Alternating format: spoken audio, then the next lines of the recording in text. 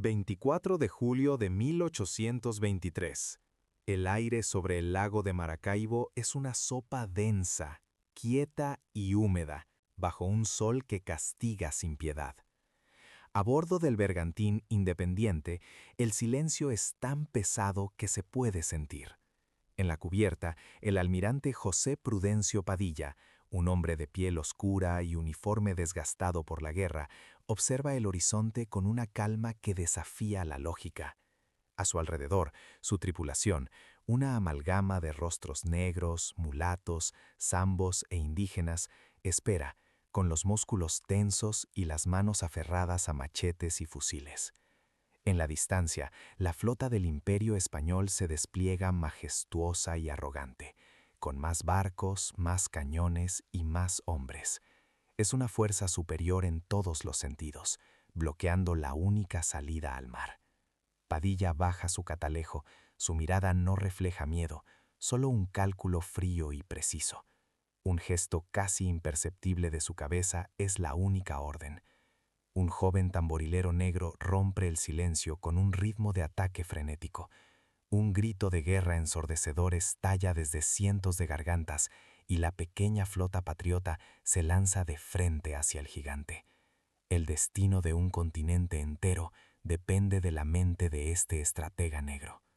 El hombre que lideró esa carga suicida y la convirtió en la victoria naval más importante de la independencia de Sudamérica no es un nombre que resuene en los grandes monumentos junto a Simón Bolívar.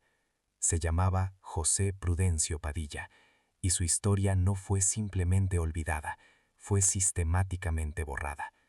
¿Por qué el mayor héroe naval de la liberación fue ejecutado por los mismos hombres a los que les entregó un continente libre? Porque su existencia misma desafiaba la mentira sobre la que se construyeron las nuevas repúblicas. La historia que te contaron habla de élites criollas blancas liberando a un pueblo unido. La verdad es que la independencia fue ganada por hombres como Padilla, que luchaban por una doble liberación, del imperio español y del sistema de castas racial que los blancos, tanto españoles como criollos, querían preservar.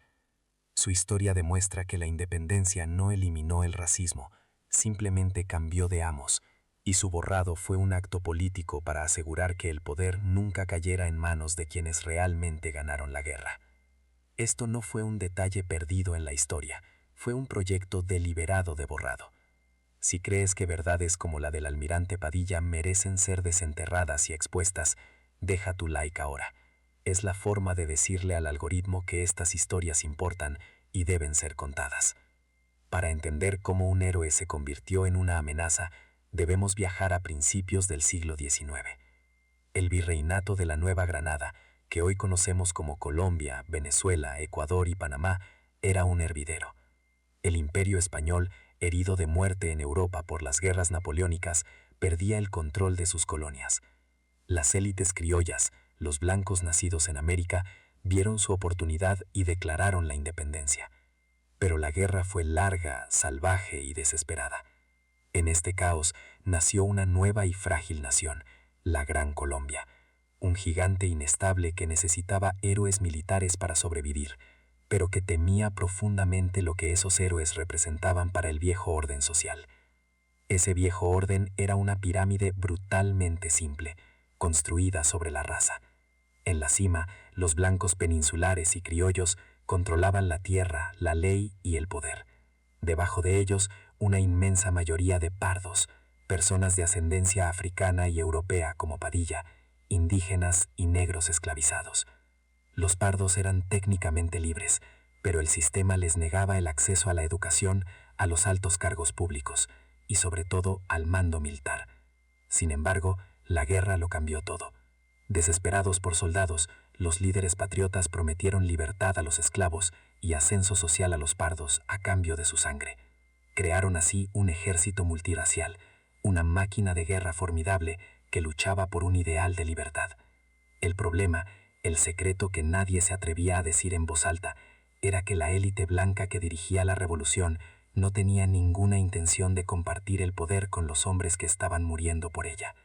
La guerra de independencia contenía en su interior el germen de otra guerra, una guerra racial. El motor económico de este mundo funcionaba con la sangre y el sudor de los no blancos. La riqueza del virreinato de la Nueva Granada no venía de palacios o de grandes ideas, sino del control férreo de los puertos. Cartagena, Maracaibo, no eran solo ciudades, eran las arterias por las que fluía el oro, el azúcar y el tabaco, todo cosechado en plantaciones por mano de obra esclava. Quien controlaba el mar, controlaba las aduanas, los impuestos y la llegada de armas y mercenarios de Europa. Por eso la guerra naval era tan crucial. La élite criolla entendía esto perfectamente. La independencia no era solo una cuestión de banderas, era una lucha por quedarse con la caja registradora del imperio. En este tablero, un hombre como Padilla, un pardo que dominaba las olas, no era solo un soldado, era una llave que podía abrir la puerta a la libertad, pero también la puerta al tesoro que la élite blanca consideraba suyo por derecho de nacimiento. La sociedad que producía esta riqueza era una pirámide inamovible, cimentada en la pureza de la sangre. El sistema de castas no era una costumbre, era una ley no escrita, más poderosa que cualquier decreto. En la cima, intocables, estaban los blancos, los nacidos en España y los criollos, dueños de la tierra y del poder.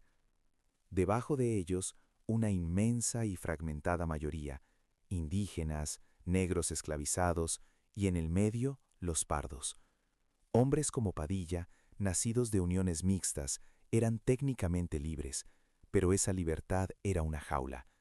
Se les prohibía el acceso a la universidad, a los altos cargos en el gobierno y, sobre todo, al mando de tropas.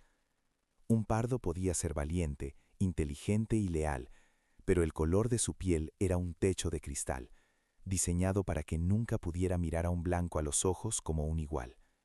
La guerra fue la única grieta en ese techo, y fue precisamente la desesperación de la guerra la que obligó a la élite a romper sus propias reglas. La revolución de los criollos se estaba desangrando. Superados en número y en recursos por los ejércitos realistas, se enfrentaron a una elección brutal: perder la guerra o armar a los mismos hombres a los que oprimían. Y así hicieron una promesa envenenada. Ofrecieron la libertad a los esclavos que tomaran las armas y la posibilidad de ascenso social a los pardos.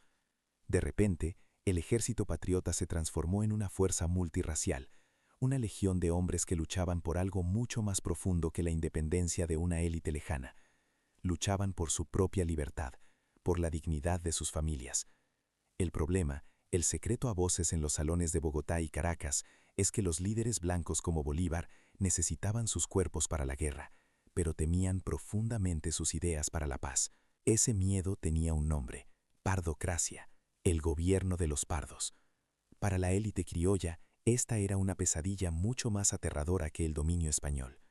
Era el fantasma de la revolución haitiana, donde los esclavos se habían levantado, exterminado a sus amos blancos y creado su propia nación.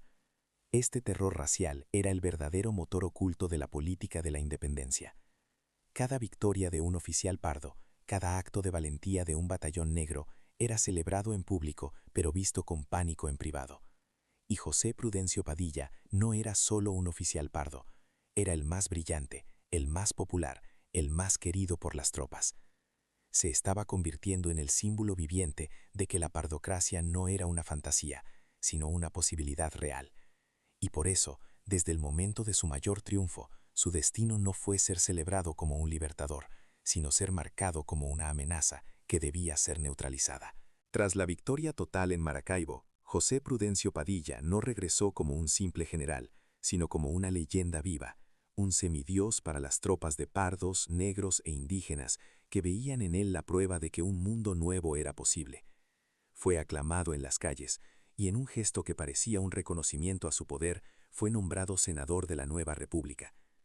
Pero el Congreso de Bogotá no era una cubierta de barco de guerra, era un nido de serpientes de cuello almidonado. Imagina la escena: Padilla, un hombre forjado en el salitre y la pólvora, entrando en salones llenos de abogados y terratenientes criollos que hablaban de libertad en susurros mientras calculaban cómo mantener sus privilegios intactos. Él no sabía de intrigas palaciegas. Su lenguaje era directo, su demanda innegociable, igualdad real para los que habían derramado su sangre. Y en cada palabra que pronunciaba, la élite blanca no oía a un héroe, sino el eco de un tambor de guerra que amenazaba su frágil poder. En el Senado, Padilla se convirtió en la voz de los sin voz. No luchaba por honores vacíos, sino por las promesas rotas de la revolución. Exigía el fin del sistema de castas, la repartición de tierras para los veteranos no blancos y, sobre todo, el derecho de su gente a participar en el poder que habían ayudado a conquistar. Pero para la élite de Bogotá, estas demandas eran la encarnación de su peor pesadilla, la pardocracia. Cada discurso de Padilla en favor de la igualdad era deliberadamente tergiversado y presentado como una incitación a la guerra racial. Lo que no te cuentan los libros de historia es que la élite criolla utilizó el miedo como su arma más poderosa. Pintaron al héroe de Maracaibo como un monstruo resentido que buscaba exterminar a los blancos y entregar el país al caos. Era una campaña de difamación brutal y calculada, diseñada para aislarlo y convertir al Libertador en una amenaza pública, justificando así la represión que estaba por venir. El choque con Simón Bolívar era inevitable. Ya no era la relación entre un general y su almirante más brillante, sino el enfrentamiento entre dos visiones irreconciliables de la nueva nación. Bolívar, el Libertador, se veía a sí mismo como el único capaz de mantener unida a la Gran Colombia, y para ello creía necesario un poder centralizado, autoritario, casi monárquico, dirigido por una élite ilustrada, como él. Temía profundamente lo que llamaba la guerra de colores, una anarquía que, según él, destruiría la República. Padilla, en cambio, representaba la promesa democrática de la independencia. Él había visto a sus hombres morir por la idea de una república de leyes, no de un solo hombre. A medida que Bolívar acumulaba más poder, declarándose dictador en 1828, Padilla vio cómo el ideal por el que luchó se transformaba en la tiranía de un nuevo rey con uniforme patriota, y se negó a aceptarlo. En esta encrucijada política, Padilla tomó una decisión que sellaría su destino. Se alió con el principal rival político de Bolívar, Francisco de Paula Santander. Para Padilla, esta no era una simple elección entre dos hombres, sino entre dos sistemas. Santander, aunque también un criollo de élite, defendía la Constitución y el poder de la ley frente a las ambiciones dictatoriales del Libertador. Padilla, el hombre de acción, se convirtió en un defensor del orden constitucional, creyendo que solo a través de las leyes podría garantizar un futuro para su gente. Lo que quizás no vio con suficiente claridad es que en la política de Bogotá las alianzas eran arenas movedizas. Al oponerse frontalmente a Bolívar, el héroe de guerra se convirtió en el enemigo número uno del Estado. Dejó de ser una herramienta útil para convertirse en un obstáculo que debía ser eliminado. Y sus nuevos enemigos eran mucho más peligrosos que la Armada española. Y entonces la trampa empezó a cerrarse. Mucho antes de la conspiración que usarían como excusa final, el sistema ya se movía para neutralizar a Padilla. Sus enemigos en el gobierno comenzaron a tejer una red de acusaciones. Disputas políticas, desacuerdos sobre el mando militar, cualquier acto de desafío era catalogado como insubordinación, o peor aún, como traición. El ambiente en Bogotá se volvió irrespirable, un laberinto de paranoia y conspiraciones, donde la verdad ya no importaba. Lo que importaba era la lealtad ciega a Bolívar. Padilla, que solo sabía ser leal a sus principios, fue finalmente arrestado por cargos políticos menores, una jugada diseñada para sacarlo del tablero mientras sus enemigos preparaban el golpe de gracia. Lo encerraron en una celda, creyendo que así silenciarían su voz. No sabían que solo estaban construyendo el escenario para su martirio.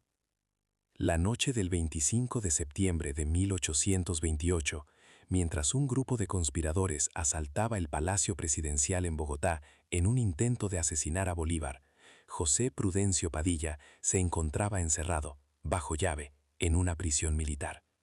Estaba físicamente imposibilitado de haber participado en el complot. Pero en la lógica de la tiranía, la inocencia es irrelevante. El atentado fallido fue el pretexto perfecto que sus enemigos estaban esperando. En el caos y la histeria que siguieron, el gobierno de Bolívar no buscó justicia, buscó venganza. Y Padilla, el símbolo más poderoso de la oposición y del poder pardo, fue señalado de inmediato como uno de los cerebros de la conspiración. No necesitaron pruebas, no necesitaron un juicio justo. Solo necesitaban un chivo expiatorio lo suficientemente grande como para enviar un mensaje a todos los que se atrevieran a desafiar al libertador. La puerta de su celda se abrió, pero no para liberarlo, sino para acusarlo del único crimen que nunca cometió: traicionar a la República. El juicio fue una farsa, un teatro macabro montado para legitimar un asesinato de Estado.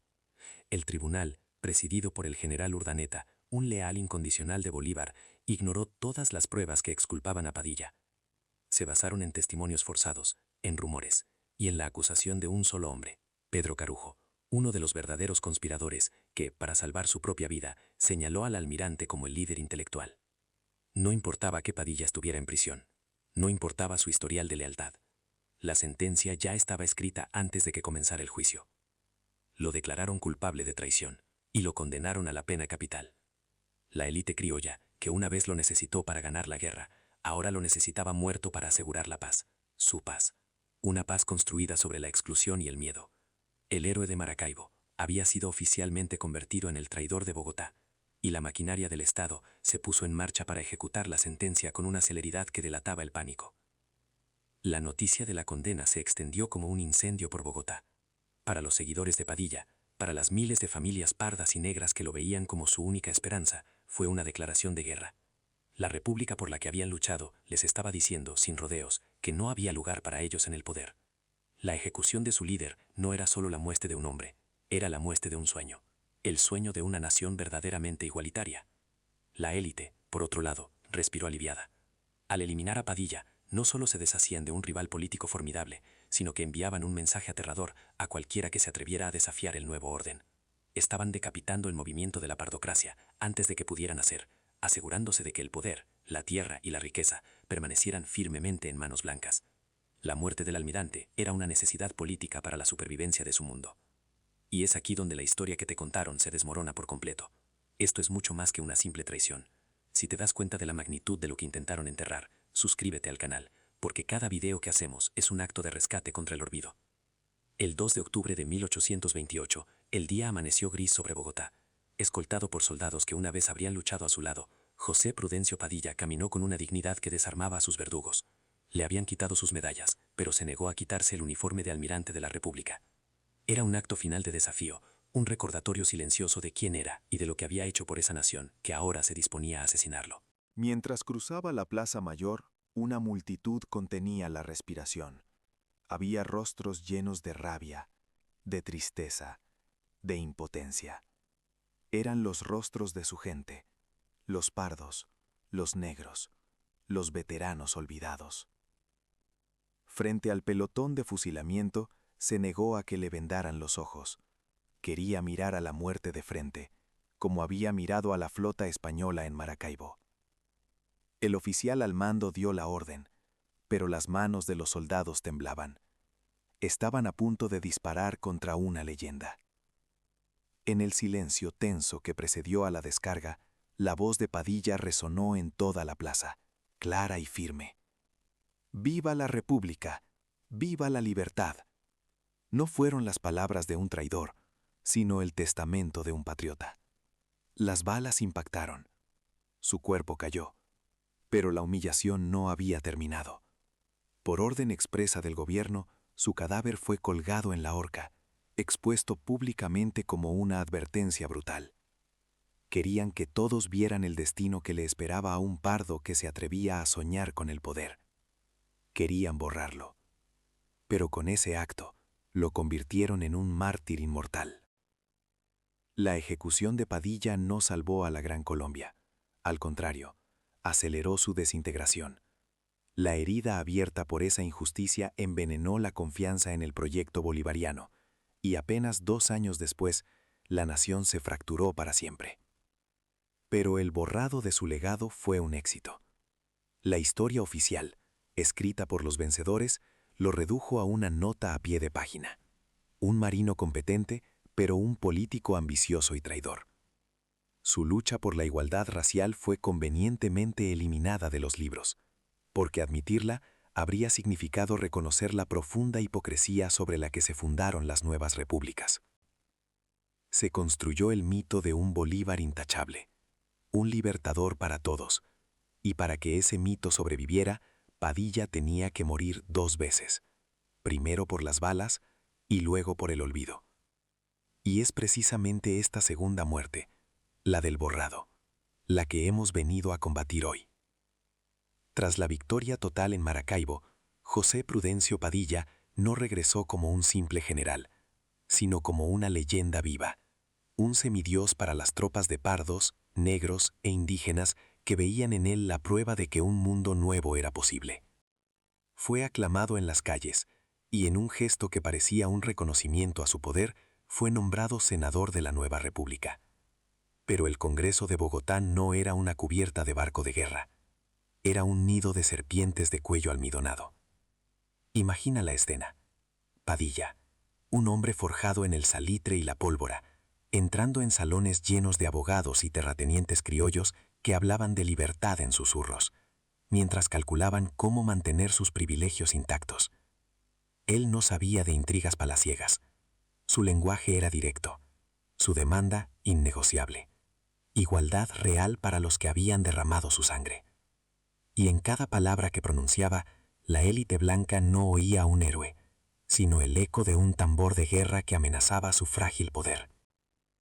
En el Senado, Padilla se convirtió en la voz de los sin voz. No luchaba por honores vacíos, sino por las promesas rotas de la revolución. Exigía el fin del sistema de castas, la repartición de tierras para los veteranos no blancos y, sobre todo, el derecho de su gente a participar en el poder que habían ayudado a conquistar.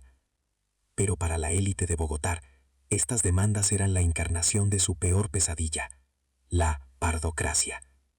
Cada discurso de Padilla en favor de la igualdad era deliberadamente tergiversado y presentado como una incitación a la guerra racial.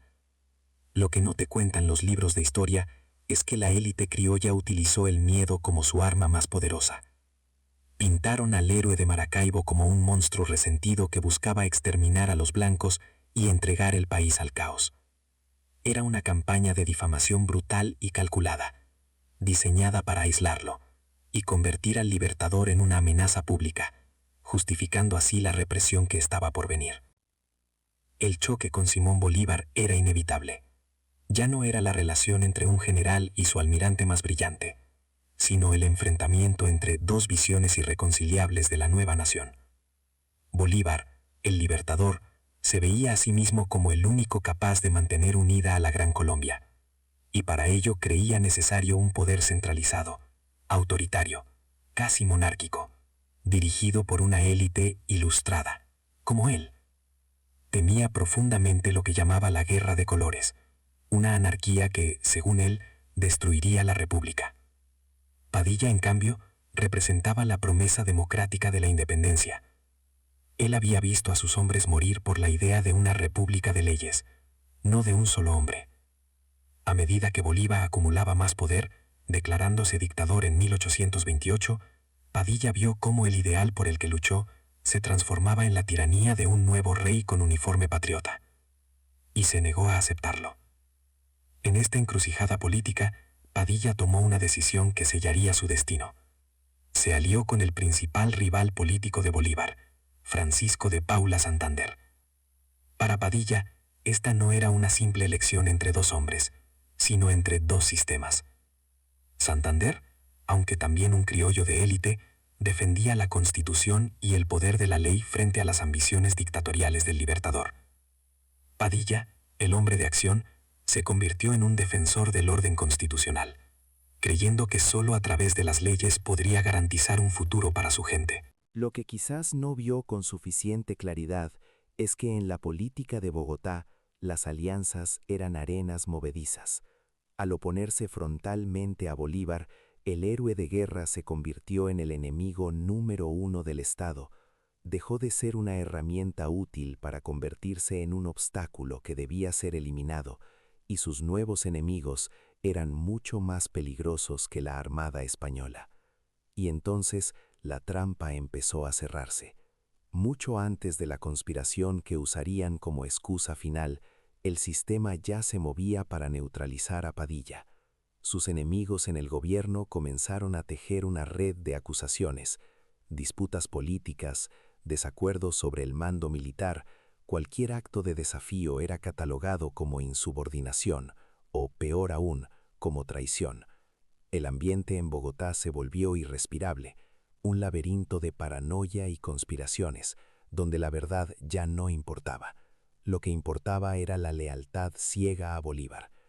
Padilla, que solo sabía ser leal a sus principios, fue finalmente arrestado por cargos políticos menores, una jugada diseñada para sacarlo del tablero mientras sus enemigos preparaban el golpe de gracia.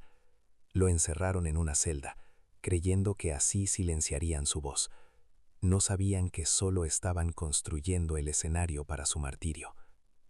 La noche del 25 de septiembre de 1828, mientras un grupo de conspiradores asaltaba el Palacio Presidencial en Bogotá en un intento de asesinar a Bolívar, José Prudencio Padilla se encontraba encerrado, bajo llave, en una prisión militar. Estaba físicamente imposibilitado de haber participado en el complot, pero en la lógica de la tiranía, la inocencia es irrelevante. El atentado fallido fue el pretexto perfecto que sus enemigos estaban esperando.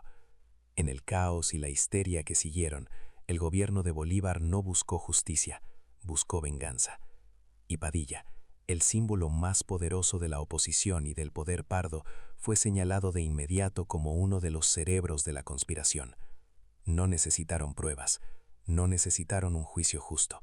Solo necesitaban un chivo expiatorio lo suficientemente grande como para enviar un mensaje a todos los que se atrevieran a desafiar al Libertador. La puerta de su celda se abrió, pero no para liberarlo, sino para acusarlo del único crimen que nunca cometió: traicionar a la República. El juicio fue una farsa, un teatro macabro montado para legitimar un asesinato de Estado. El tribunal, presidido por el general Urdaneta, un leal incondicional de Bolívar, ignoró todas las pruebas que exculpaban a Padilla. Se basaron en testimonios forzados, en rumores y en la acusación de un solo hombre, Pedro Parujo, uno de los verdaderos conspiradores que, para salvar su propia vida, señaló al almirante como el líder intelectual. No importaba que Padilla estuviera en prisión, no importaba su historial de lealtad. La sentencia ya estaba escrita antes de que comenzara el juicio. Lo declararon culpable de traición y lo condenaron a la pena capital. La élite criolla, que una vez lo necesitó para ganar la guerra, ahora lo necesitaba muerto para asegurar la paz, su paz, una paz construida sobre la exclusión y el miedo. El héroe de Maracaibo había sido oficialmente convertido en el traidor de Bogotá, y la maquinaria del Estado se puso en marcha para ejecutar la sentencia con una celeridad que delataba el pánico. El 2 de octubre de 1828, el día amaneció gris sobre Bogotá. Escoltado por soldados que una vez habrían luchado a su lado, José Prudencio Padilla caminó con una dignidad que desarmaba a sus verdugos. Le habían quitado sus medallas, pero se negó a quitarse el uniforme de almirante de la República.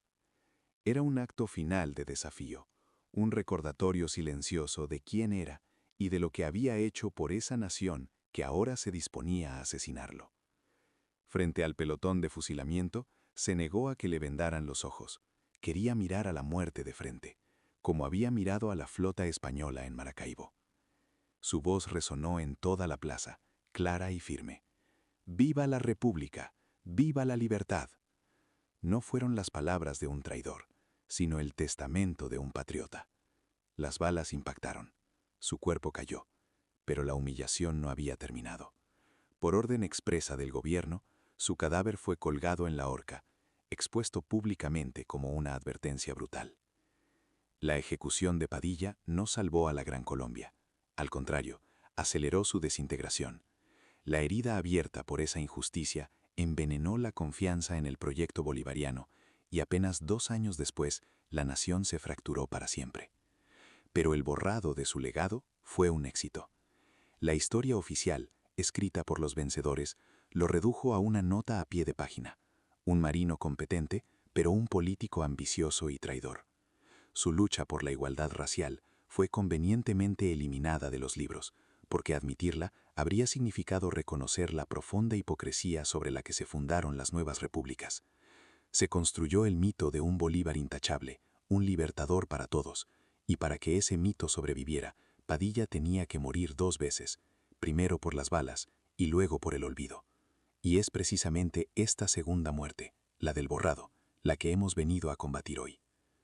A lo largo de los años se intentó rehabilitar su nombre, devolviéndole sus títulos y honores, pero siempre como un héroe naval, nunca como el líder político y racial que fue. Su conflicto con Bolívar se suaviza, se oculta, porque la verdad es demasiado incómoda. Ahora quiero que reflexiones sobre esto. ¿Qué te resulta más impactante? ¿La ejecución de un héroe inocente o el hecho de que esta historia haya sido silenciada durante casi 200 años? Deja tu respuesta en los comentarios.